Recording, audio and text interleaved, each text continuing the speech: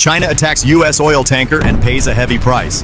September 23, 2025, in the contested waters of the South China Sea, a Chinese Type 052D destroyer unleashed 12 YJ-12 supersonic anti-ship missiles, each moving at nearly Mach 3, aimed straight at the U.S. oil tanker Liberty Sentinel. On board, 27 American crew members and 550,000 barrels of crude oil worth $42 billion, a floating fortune bound for the U.S. base at Puerto Princesa, Palawan.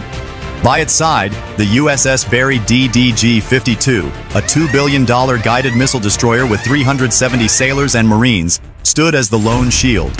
The Aegis system roared to life, intercepting 10 of the 12 missiles. But 2 broke through.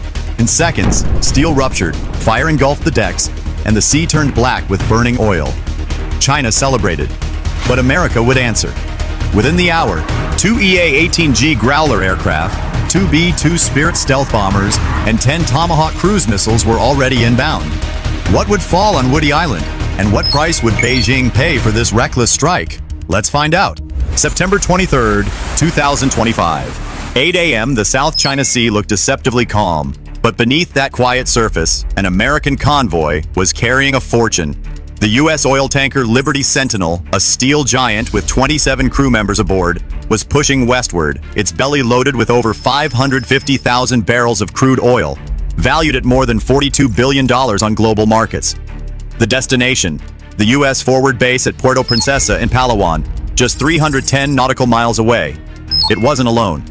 Shadowing its every move was the guided missile destroyer USS Barry DDG-52, packed with 370 sailors and Marines. Together, they formed a moving fortress, fully aware that their path cut straight through Beijing's self-declared wall of control. At 8:40, tensions rose. U.S. sensors detected the faint electronic signature of a Chinese Type 052D destroyer, its hull facing down toward the horizon, its 64 missile launchers and advanced radar locked on like the eyes of a predator. No warning, no radio squeal, just the silent shadow of steel. Analysts in Washington had warned of this moment. Beijing considered any American supply line in the South China Sea a legitimate target. By 9:15, the atmosphere on the Barry was electric. Combat information centers glowed red as state of emergency was declared. Crew members strapped into position, damage control teams sealed bulkheads, and gunners stood ready at Phalanx C-1WS launchers capable of firing 4,500 rounds per minute. Everyone understood.